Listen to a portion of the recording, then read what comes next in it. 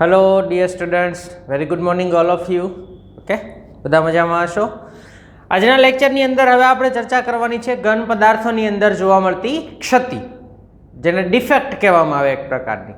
બરાબર, લાસ્ટ આપણે બધી ચર્ચા એકમ કોષના પ્રકારો કેટલા છે, એકમ કોષની અંદર પરમાણુની ગણતરી કેવી રીતે થાય, એકમ કોષની અંદર પેકિંગ એફિશિયન્સી એટલે કે સંવૃત ક્ષમતા, આ બધી ચર્ચા મિત્રો આપણે કરી ગયા છે. મતલબ કે આપણે એકમ કોષ આખો સ્ટડી કરી લીધો છે આ ચેપ્ટરમાં. હવે પાછળની જે આ ચેપ્ટરની બાબત છે જે છે ઘન પદાર્થોની અંદર જોવા મળતી ક્ષતિ. બરાબર, એટલે એની આપણે ચર્ચા મિત્રો કરવાની છે.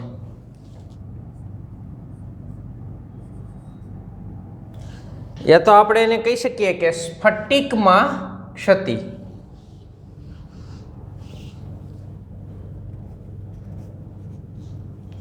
સ્ફટિકમાં ક્ષતિ.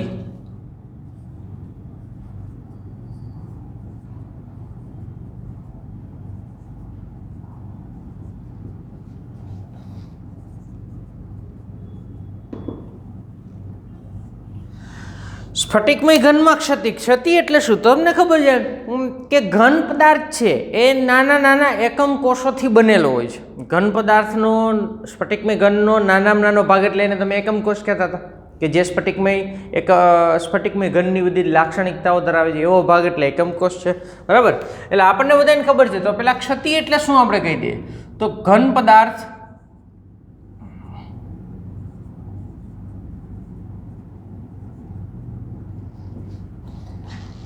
નાના નાના એકમ કોષોથી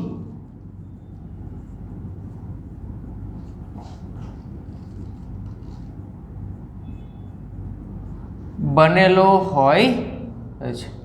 બરાબર, નાના નાના એકમ કોષોથી બનેલો હોય. અને આ એકમ કોષોમાં શું આવેલું હોય? પરમાણુ આવેલા હોય. પરમાણુ અણુ કે આયન આવેલા હોય છે. બરાબર, જે એકમ કોષ અણુ, પરમાણુ કે આયનો ધરાવે છે.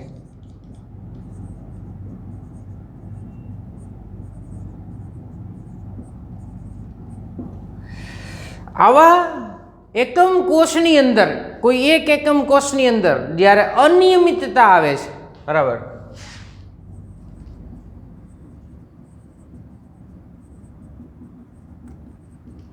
કે પરમાણુમાં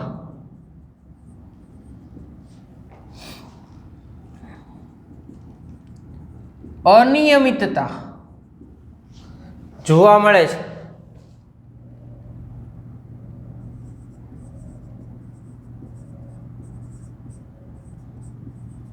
તેને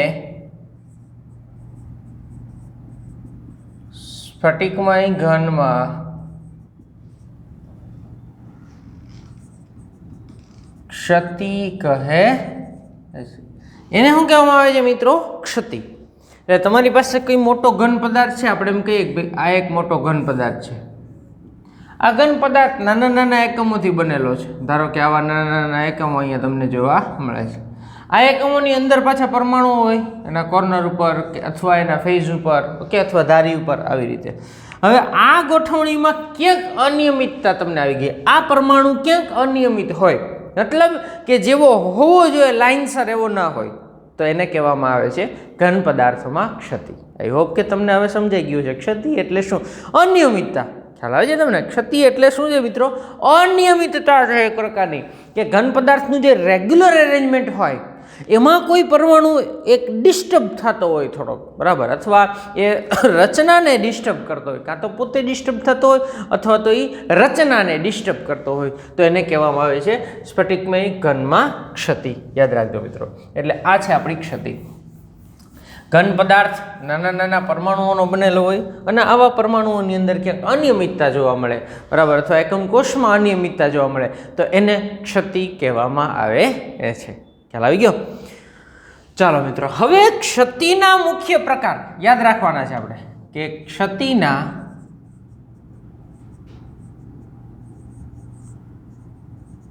મુખ્ય બે પ્રકાર છે. એમાં એક જે પેલું કહીએ આપણે જેને કહેવામાં આવે બિંદુ ક્ષતિ.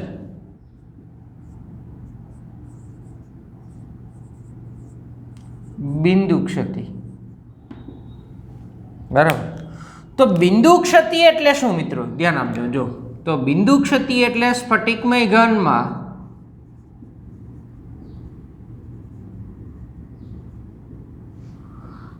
કોઈ એક પરમાણુ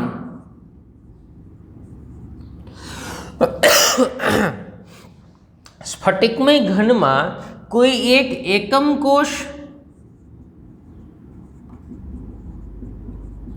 કે પરમાણુ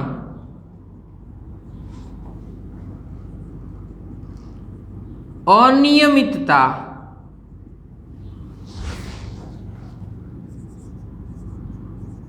ધરાવતો હોય તેવી ક્ષતિને બિંદુ ક્ષતિ કહે છે.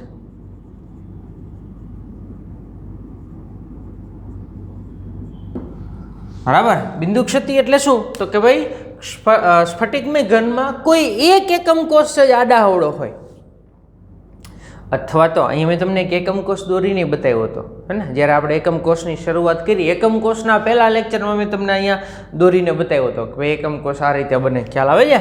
ઓલા પોઈન્ટ આપણે જોડતા હતા આ રીતે.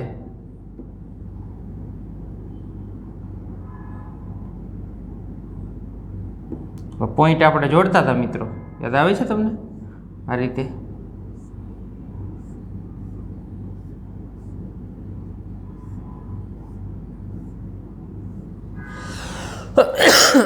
આ રીતે મિત્રો આપણે એકમ કોષ બનાવ્યો હતો અને એકમ કોષ કહેતા હતા.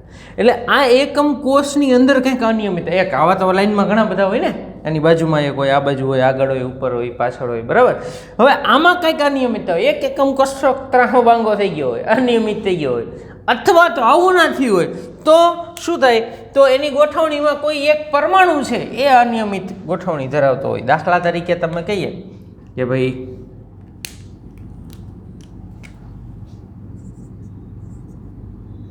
દાખલા તરીકે જોઈએ મિત્રો, જો ધ્યાન આપજો, જોજો કે ભાઈ દાખલા તરીકે અહીં તમારી પાસે આ એક ઘન છે, બરાબર. બહુ ઝાઝી બધી રચના નથી દોરતા આપણે, થોડી નાની રચના દોરીએ છીએ. એમાં પરમાણુ છે, દાખલા તરીકે પરમાણુઓ છે બધા, આ સ્ફટિકમય ઘનના પરમાણુઓ છે આપણા,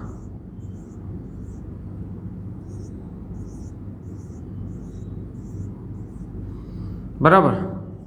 હવે આને ક્ષતિ વગરની કહેવાય, આ ક્ષતિ વગરની વસ્તુ છે, બરાબર. પણ આમાં કોઈ એક પરમાણુ જે છે એ એક જ હો પાછું,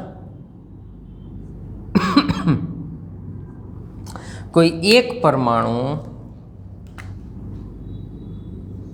નવો થઈ ગયો, આ અલગ ક્ષતિવાળો, બરાબર.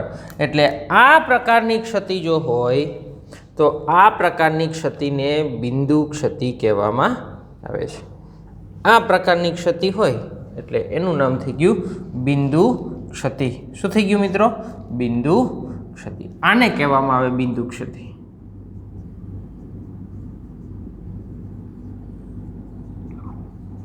કોઈ એક એકમ કોષ ઘનમાં અથવા કોઈ એક બિંદુ છે એ અનિયમિત હોય, ખ્યાલ આવે છે? આ એક બિંદુ ખાલી વચ્ચેથી, આ એક પરમાણુ છે, અણુ છે, એક આયન છે, એક જ અનિયમિત છે, અને જેના એકના કારણે આખું સ્ફટિક ડિસ્ટર્બ થાય છે, આખો ઘન પદાર્થ ડિસ્ટર્બ થાય છે. એટલે એક જ પરમાણુમાં ડિફેક્ટ હોય તો એને બિંદુ ક્ષતિ કહેવામાં આવે, બરાબર. એક જ પરમાણુમાં ડિફેક્ટ હોય તો શું કહેવામાં આવે? બિંદુ ક્ષતિ. ત્યાર પછી બીજો પ્રકાર છે, એને કહેવામાં આવે રેખા ક્ષતિ. શું કહેવામાં આવે? રેખા ક્ષતિ. ચાલો રેખા ક્ષતિમાં જોઈએ. તો રેખા ક્ષતિ એટલે શું? તો કે સ્ફટિકમય ઘનમાં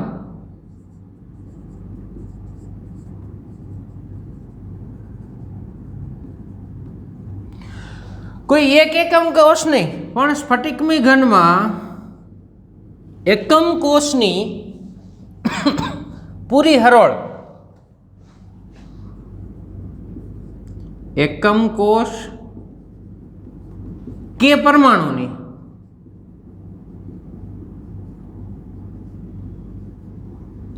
પૂરી હરોળ અનિયમિત હોય,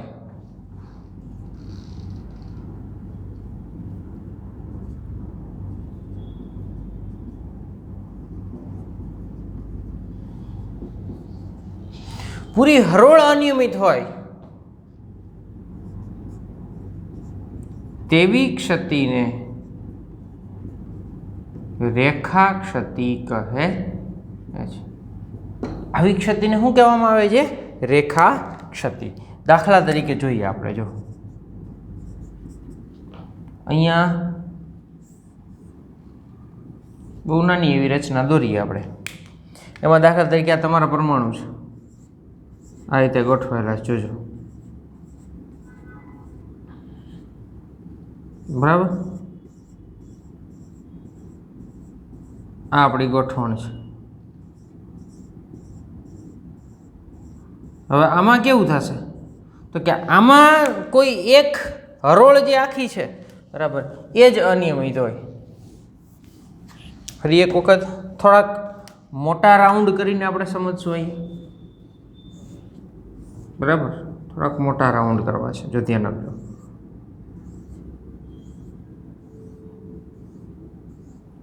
હવે આવી રચના છે, ધારો કે આ બીજી હરોળ છે, બરાબર.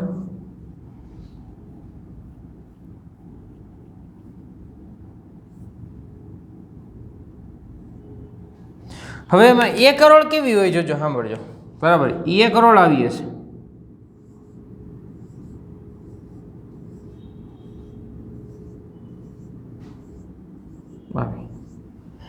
આ જે હરોળ છે તો એમાં અનિયમિત થાય, પાછું નીચેનું રાઉન્ડ આવશે તો એ હરખું આવશે.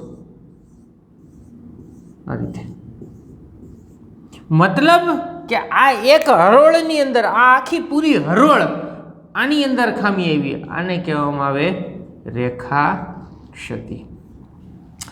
સાદું ઉદાહરણ આપું મિત્રો તમને. ક્લાસરૂમની અંદર તમે બેઠા જોવો છો, હોજો ને. પહેલાં તમે આજથી 6 મહિના 8 મહિના પહેલાં જુઓ એટલે ક્લાસરૂમમાં બેસતા તમે ફેબ્રુઆરી મહિનાની અંદર, બરાબર.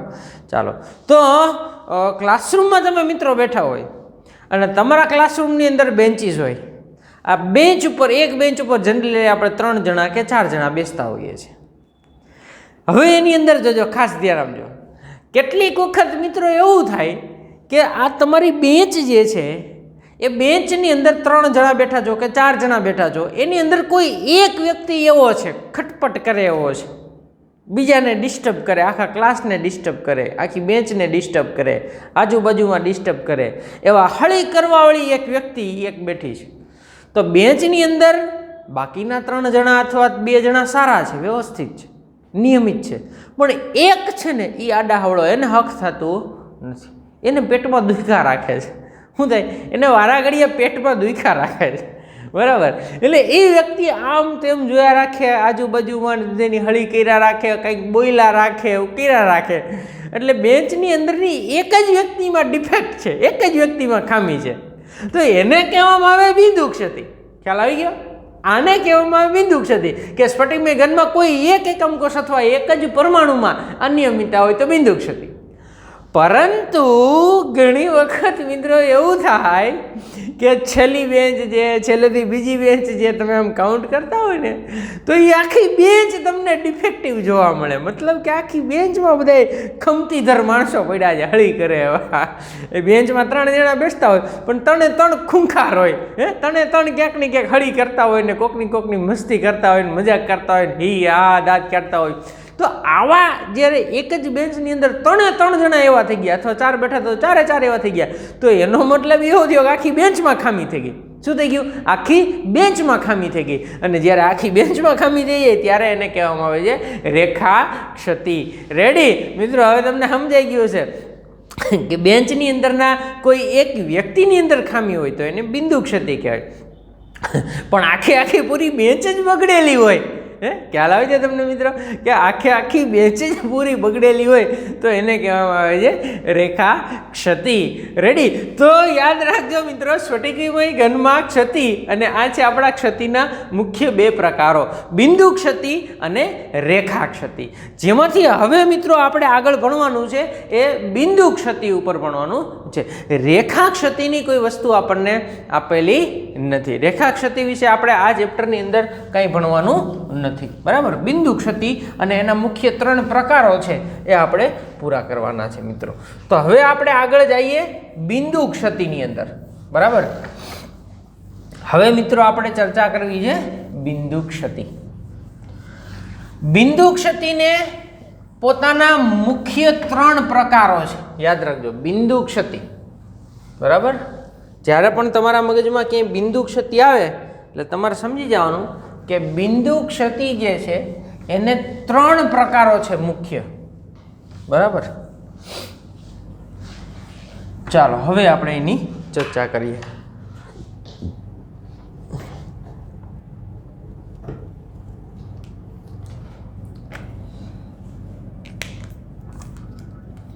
પેલી ક્ષતિ છે જેને કહેવામાં આવે બિંદુ ક્ષતિ. ચાલો ધ્યાન આપો. તો બિંદુ ક્ષતિ એટલે ખ્યાલ તો આવી ગયો કે એકમ સ્ફટિકમય ઘનની અંદર કોઈ એક એકમ કોષ અથવા એક પરમાણુ અથવા બેન્ચની એક વ્યક્તિમાં ડિફેક્ટ હોય, એક વ્યક્તિમાં ખામી હોય એટલે બિંદુ ક્ષતિ. એ બિંદુ ક્ષતિના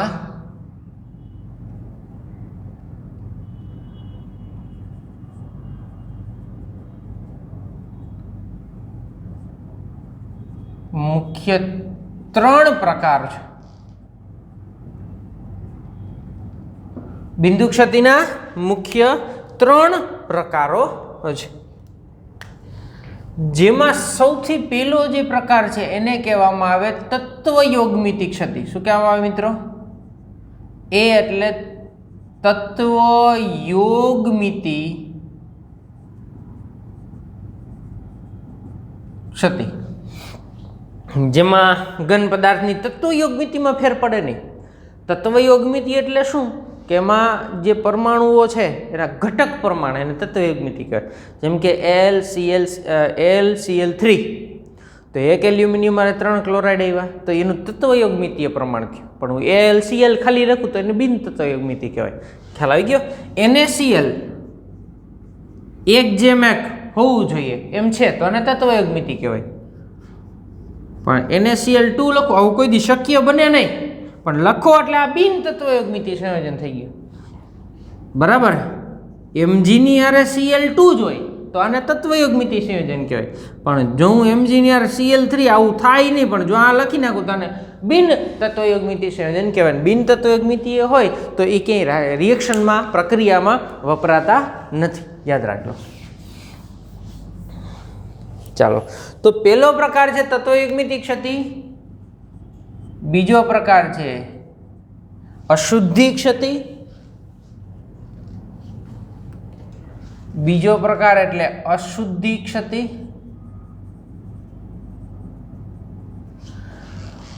અને ત્રીજો પ્રકાર એટલે બિન તત્વયોગમિતિ ક્ષતિ.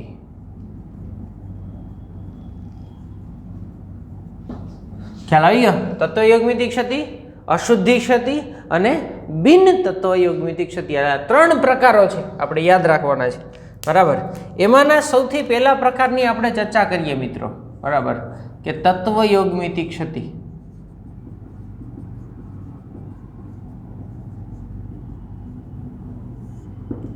તો યાદ રાખજો કે તત્વયોગમિતિ ક્ષતિ છે ને એ સ્ફટિકમય ઘનની બહુ મહત્વની વસ્તુ કે સ્ફટિકમય ઘનની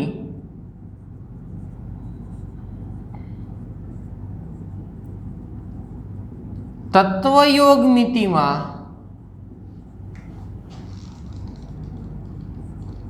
ખલેલ પહોંચાડતી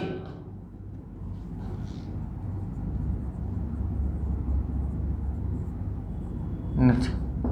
આ ક્ષતિ દ્વારા ઘનની તત્વયોગમિતિ બગડી જાય એવું ક્યારેય થતું નથી. અને આ ક્ષતિ છે એ તત્વયોગમિતિ ક્ષતિને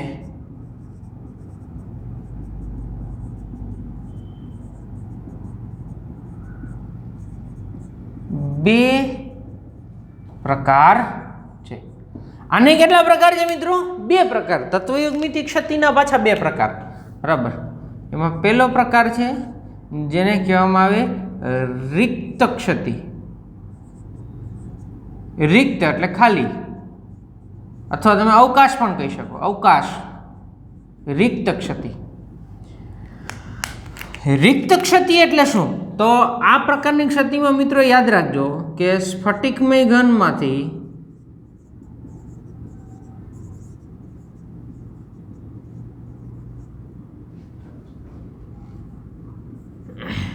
એકમ કોષના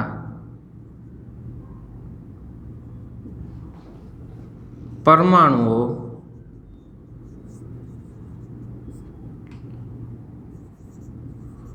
ઘનને છોડીને જતા રહે અને તેના સ્થાને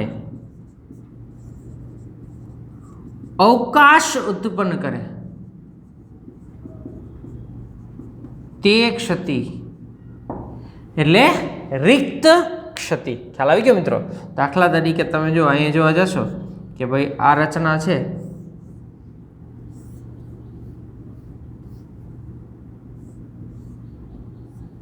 જોજો મિત્રો, આ એક પરમાણુ છે અહીંયા બીજો. અમે થોડાક સમજવા માટે દૂર દોર્યા છે, હોય નજીક નજીક અડેલા હોય એકબીજાને, તો સમજવા માટે આવી રીતે ડ્રો કરેલા છે.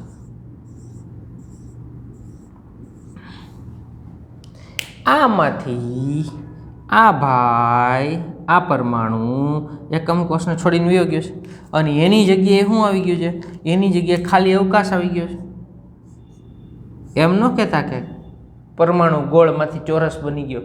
હો, એમ ન કહેતા કે પરમાણુ ગોળમાંથી ચોરસ બની ગયો. નહીં, પણ અહીંયાથી પરમાણુ આ ઘનને છોડીને જ વયો ગયો.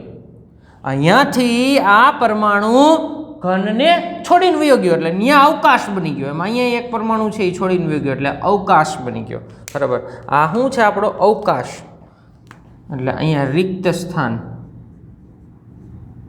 રિક્ત કૌંસમાં અવકાશ સ્થાન, પરમાણુ છોડીને જાય ને ત્યાં આ વસ્તુ તમને જોવા મળે. એટલે હવે ખબર પડી ગઈ કે જેમ ગરમ કરો ઘનને એટલે વધારે ને વધારે પરમાણુ આમાંથી દૂર જાય એટલે એમાં ક્ષતિમાં વધારો થાય. એટલે યાદ રાખજો, ઘન પદાર્થને ગરમ કરતા રિક્ત ક્ષતિ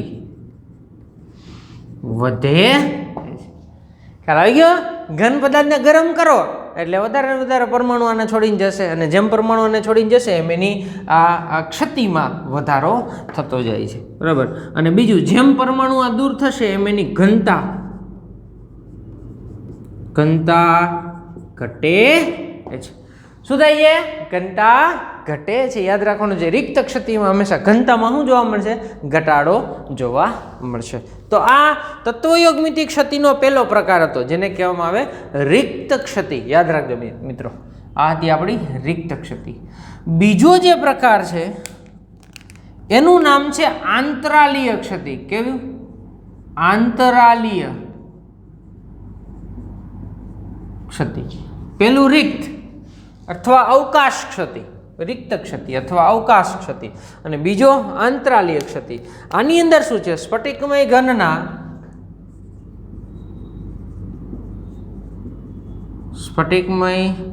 ઘનના એકમ કોષના પરમાણુઓ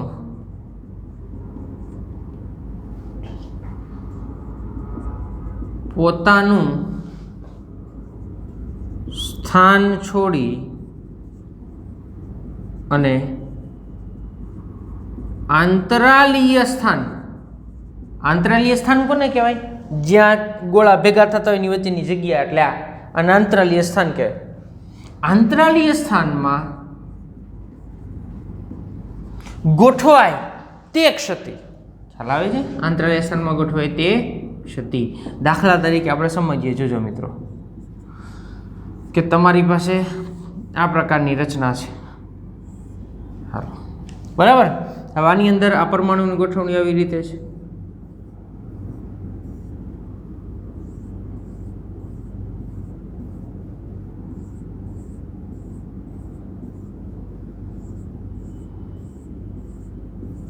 ચાલો, હવે શું થશે? તો પરમાણુ કોઈ પોતાના પ્લેસને છોડીને, ધારો કે કોઈ પરમાણુ છે આ છે, તો એણે પોતાનું સ્થાન છોડી દીધું. હવે એણે સ્થાન છોડ્યું એટલે ત્યાં તો આ અવકાશ આવી ગયો, રિક્ત આવી ગયો, આ અવકાશ આવી ગયો. પણ એ પરમાણુ બહાર નથી ગયો. આમાં કેમ બહાર વયો ગયો હતો? ઘનને છોડીને જ વયો ગયો હતો. એમ આમાં ઘનને છોડીને જ જતો, પણ અહીંથી નીકળી અને ક્યાં ગોઠવાઈ જાય છે? તો કે અહીંયા ગોઠવાઈ જાય છે આ પરમાણુ. ખ્યાલ આવી ગયો? એટલે આંતરાલીય સ્થાનમાં ગોઠવાઈ ગયો.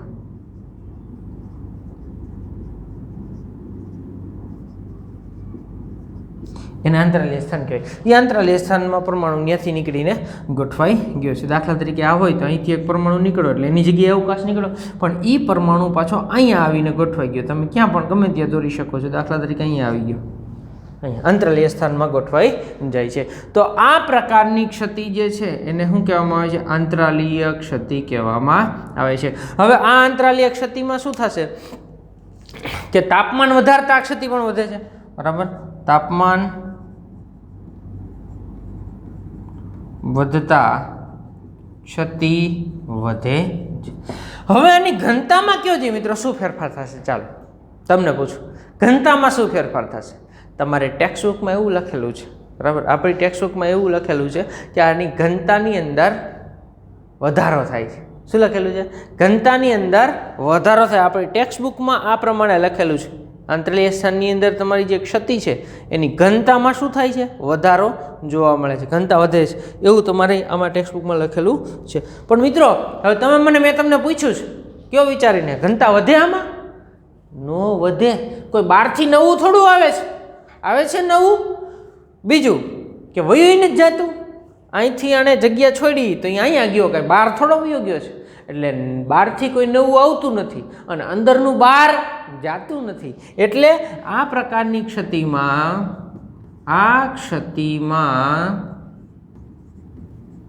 ઘનતામાં ફેરફાર થતો નથી. ઘનતામાં ફેરફાર થતો નથી. તો મિત્રો, આ છે આપણી તત્વયોગમિતિ ક્ષતિના મુખ્ય બે પ્રકારો. રિક્ત ક્ષતિ એટલે પરમાણુ છે એ ઘનને છોડીને વયો જાય અને ખાલી અવકાશ, તો એને રિક્ત ક્ષતિ કહેવાય. અહીંયા ઘનને છોડીને જતા નથી, પોતાના સ્થાનેથી ખસીને અન્ય આંતરાલીય સ્થાનમાં ગોઠવાઈ જાય તો આ ક્ષતિને કહેવામાં આવે આંતરાલીય ક્ષતિ. હવે બે જુદા જુદા વૈજ્ઞાનિક આવ્યા. એણે શું કર્યું? આ બે ક્ષતિ સાદા ઘનમાં જોવા મળતી હતી, આને જ એણે આયનીય ઘનમાં દર્શાવી. આ બે ક્ષતિને એનું નામ છે વૈજ્ઞાનિક ફ્રેન્કલ અને બીજાનું નામ છે શોટકી. ફ્રેન્કલ અને શોટકી. તો આ ફ્રેન્કલ અને શોટકી બે વૈજ્ઞાનિકો છે કે જેમણે આ ક્ષતિને આયનીય ઘનમાં દર્શાવી. એટલે આ જ બેયને થોડીક ડેવલપ, ક્ષતિ આ જ છે, એક આ જ જોવા મળશે ને એકમાં આ જોવા મળશે. એટલે ક્ષતિ બે આ જ છે, પણ શું છે, તેને ડેવલપ કરી અને સાદા ઘનમાંથી આયનીય ઘનમાં દર્શાવી. તો આપણે હવે એ જોવું છે ફ્રેન્કલ ક્ષતિ અને શોટકી ક્ષતિ. પણ એ બે આ રિક્ત અને અવકાશના એક પ્રકારો છે, યાદ રાખજો. શું છે? આ રિક્ત ક્ષતિ અને આ અવકાશ આંતરાલીય ક્ષતિના પ્રકારો. હવે એમાં મિત્રો આપણને જે આ બે જુદા જુદા વૈજ્ઞાનિકો છે એમણે દર્શાવ્યું કે ભાઈ રિક્ત ક્ષતિ એટલે એને વૈજ્ઞાનિક શોટકી છે, નામ યાદ રાખજો. વૈજ્ઞાનિકનું નામ તમે યાદ રાખજો, જેને શોટકી વૈજ્ઞાનિક છે એણે દર્શાવી આપણને શોટકી ક્ષતિ. અને બીજી છે એને વૈજ્ઞાનિક, અહીંયા જે આપણે રિક્ત એટલે અવકાશ ક્ષતિ હતી, રિક્ત ક્ષતિ, એને શોટકી નામના વૈજ્ઞાનિકે આયનીય પદાર્થમાં દર્શાવી એટલે એને શોટકી કીધી. અને અહીંયા જે ક્ષતિ હતી આંતરાલીય ક્ષતિ, એને ફ્રેન્કલ નામના વૈજ્ઞાનિકે દર્શાવી આયનીય ઘનમાં, એટલે એને ફ્રેન્કલ ક્ષતિ કહેવામાં આવે. શું કહેવામાં આવે? ફ્રેન્કલ ક્ષતિ. જો ધ્યાન આપો. હવે મિત્રો આપણે આ જોઈએ. એટલે આયનીય ઘનમાં જોવા મળતી શોર્ટકી એટલે સરળ થઈ જાય, ખબર પડી જાય કે ભાઈ આયનીય ઘનમાં જોવા મળતી રિક્ત ક્ષતિ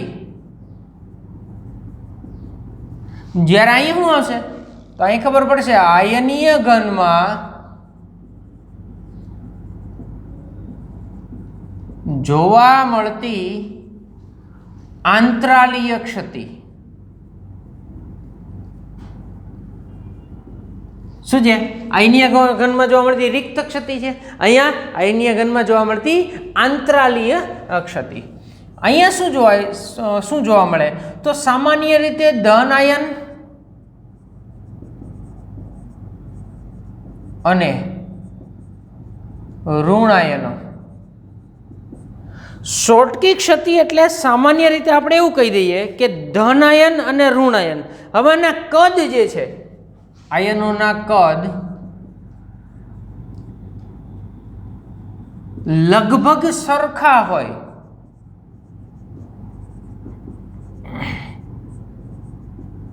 તેમાં જોવા મળે.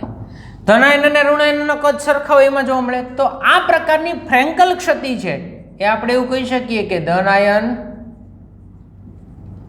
અને ઋણાયનોના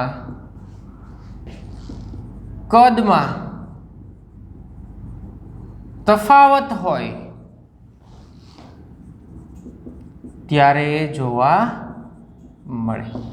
ધનાયન અને ઋણાયનના કદ લગભગ સરખા હોય. દાખલા તરીકે તમે કહી શકો કે કેસીએલમાં ધનાયન અને ઋણાયનનું કદ સરખું હોય. યાદ રાખજો, કેસીએલ, CSCl, બરાબર. કેસીએલ છે કેલ્શિયમ ક્લોરાઇડ છે, સિઝિયમ ક્લોરાઇડ છે, સોડિયમ ક્લોરાઇડ છે, આ બધા યાદ રાખવાના છે. સોડિયમ ક્લોરાઇડ NaCl વગેરે. અહીંયા તમે કહી શકો મિત્રો, દાખલા તરીકે આમાં આપણે કેવું હોય તો AgI, ખ્યાલ આવે છે? AgI, AgCl, ZnS વગેરે. ખ્યાલ આવી ગયો? આના ઉદાહરણો આ પ્રમાણે છે. શોર્ટકી ક્ષતિ એટલે સિમ્પલ છે, એમાં કાંઈ છે નહીં કે દાખલા તરીકે ઘન પદાર્થ તમારી પાસે હશે પરમાણુ, આપણે એની ફિગર ડ્રો કરીએ ધારો કે, તો આવી છે, જો ધ્યાન આપજો. લગભગ ધન ને ઋણાયનના કદ સરખા હોય એટલે આપણે આમ લઈએ લગભગ સમાન જેવું લઈએ. જોજો, ધ્યાન આપજો.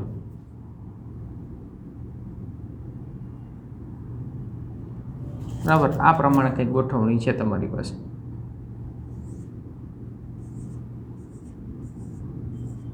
લગભગ સમાન છે એટલે બહુ કાંઈ જાજો ડિફરન્સ આપણે લેવાનો નથી.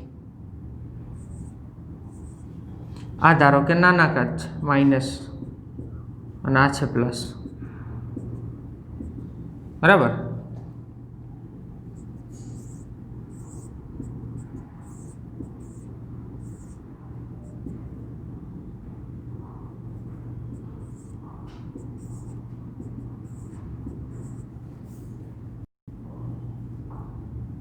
આવી રચના છે આપણી પાસે.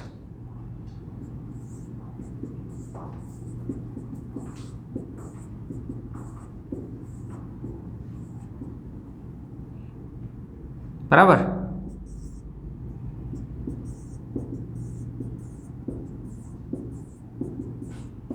ચાલો, આ ચારથી સમજી શકાય. હવે આપણે જોઈએ આની અંદર તો શું થયું કે ભાઈ આ એક પ્રકારની રિક્ત ક્ષતિ છે. મતલબ કે ધન આયન છે એ પોતાના સ્થાનેથી નીકળી ગયો છે.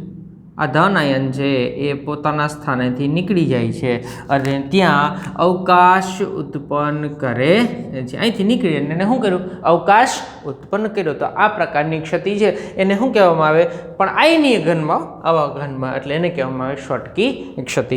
જો સાદો ઘન હોય એમને, બરાબર, સાદો ઘન છે, નોન આયોનિક છે, બિન આયોનિક ઘન છે, તો એમાં જો જોવા મળે એને રિક્ત કહેવાય. પણ આયોનિક ઘનમાં જોવા મળે આવા NaCl, KClમાં, તો એને એવી રિક્ત ક્ષતિને શોર્ટકી ક્ષતિ કહેવામાં આવે છે. અહીંયા શું છે મિત્રો? તો અહીંયા ધન અને ઋણ આયનના કદમાં તફાવત હોય. મતલબ કે દાખલા તરીકે આ ઋણ આયન છે એ મોટો છે, ધન આયન નાનો છે. જો આવું છે. ચાલો, આવું છે, બરાબર. આ તમને કદમાં તફાવત થઈ ગયો. જો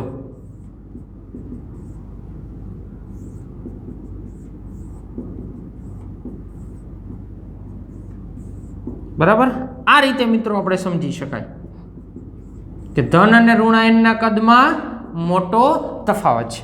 હવે આમાં શું થયું તો ધન આયન પોતાના સ્થાનેથી નીકળો, અહીંથી નીકળો એટલે પોતાના સ્થાનેથી નીકળીને અવકાશ થઈ ગયો.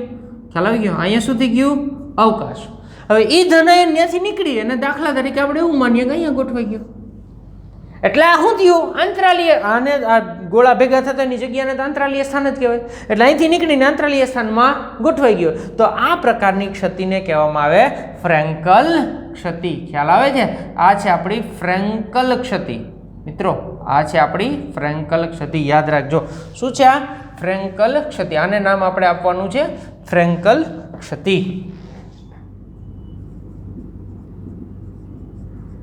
આ થઈ ગઈ આપણી ફ્રેન્કલ ક્ષતિ અને આ થઈ ગઈ આપણી શોર્ટકી ક્ષતિ. હાલો બરાબર. હવે બીજું આપણે ડિફરન્સ કહેશું તો કે ઘનતા, આમાં તો થોડી જતા જ રહીએ છે એટલે ઘનતા ઘટે છે. અહીં શું આવશે તો કે ઘનતામાં, ઓલામાં આગળ જોયું તો એમાં જ રિક્ત અને અંતરાલની જેમ જ કે ઘનતામાં ફેરફાર થતો નથી. આમાં ઘનતામાં તમને કોઈ જાતનો ફેરફાર જોવા મળશે નહીં. ખ્યાલ આવી ગયો? તો બહુ મહત્વની વસ્તુ છે, સીધું આપણને બોર્ડમાં પૂછાય કે ફ્રેન્કલ ક્ષતિ અને શોર્ટકી ક્ષતિ વચ્ચેનો તફાવત આપો. બીજું આમાં એક યાદ રાખવાનું મિત્રો કે દૂર થયેલા ધન અને ઋણ આયનો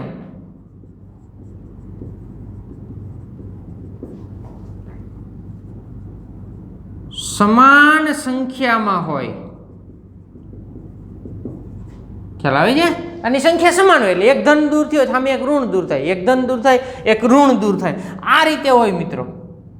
એટલે વિદ્યુતીય તટસ્થતા નિયમ નામ રહી. એવું ન હોય કે બધા ધન જ દૂર થાય. બધા ધન દૂર થાય તો નમૂનો નેગેટિવ બની જાય, બધા ઋણ દૂર થાય તો નમૂનો પોઝિટિવ બની જાય. ખ્યાલ આવે છે? એટલે દૂર થયેલા ધન અને ઋણ આયનોની સંખ્યા કેવી હોય? સમાન હોય છે. અને બીજું આમાં તમારે યાદ રાખવાનું કે પ્રતિ સેન્ટીમીટર ઘન કદમાં 10⁶ પરમાણુએ એક શોર્ટકી ક્ષતિ હોય. આ પ્રાયોગિક પરિણામ છે, સીધું યાદ જ રાખી લેવાનું કે 10⁶ હોય ને ત્યારે એક શોર્ટકી ક્ષતિ તમને જોવા મળે છે. હવે 1 સેન્ટીમીટર ઘન ધારો કે તમારી પાસે કદ છે, તેમાં ટોટલ પરમાણુની સંખ્યા 10⁻22 હોય. બરાબર. 1 સેન્ટીમીટર ઘન કદમાં પરમાણુ કેટલા જોવા મળે? 10⁻22. હવે એમાં તમારે શોર્ટકી ક્ષતિ કેટલા જોવા મળે? 10⁶ પરમાણુ જોવા મળે. તો હવે આમાંથી 10⁶ દૂર કરી નાખો. બરાબર. તો 1 સેન્ટીમીટર ઘનમાં આટલા પરમાણુ હોય છે. તો હવે એમાંથી 10⁶ દૂર કરી નાખો તો 10 6 બાદ કરો આમાંથી મિત્રો એટલે 10⁻16 વધી. તો 10⁻16 એ એક શોર્ટકી ક્ષતિ જોવા મળે છે. આમાં એવું કંઈ હોતું નથી. આમાં તમારે કાંઈ એવી વસ્તુ આપવાની નથી. પણ આમાં એક યાદ રાખજો કે શોર્ટકી ક્ષતિ ક્યારે જોવા મળે?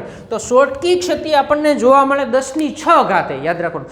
હજી આમાં તમારે બીજી શોર્ટકી ક્ષતિ દેવી હોય તો હજી પાછા 6 દૂર કરી નાખો એટલે 10⁻10 જ વિધા.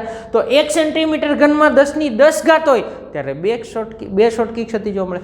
હજી પાછા 6 દૂર કરી નાખો 10માંથી એટલે 4 જ વધે. તો 1 સેન્ટીમીટર ઘનમાં 10⁻4 3 શોર્ટકી ક્ષતિ હોય. એક શોર્ટકી ક્ષતિ એટલે 10⁶ પરમાણુ. આ યાદ રાખવાનું છે. 10⁶ દૂર કરી નાખો એટલે એક શોર્ટકી ક્ષતિ, પાછા 6 દૂર કરો એટલે 2 શોર્ટકી ક્ષતિ.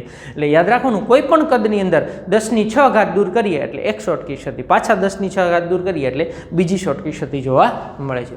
તો આ આપણી બે રિક્ત અને આંતરાલીય ક્ષતિ હતી જેને બે જુદા જુદા વૈજ્ઞાનિકો ફ્રેન્કલ અને શોર્ટકીએ આયનીય ઘનમાં ડેવલપ કરેલી છે. તો આ પણ આપણો બહુ અગત્યનો ટોપિક હતો અને અહીંયા આપણી તત્વયોગમિતિ ક્ષતિ છે એ બધી પૂરી થાય છે. ખ્યાલ આવી ગયો?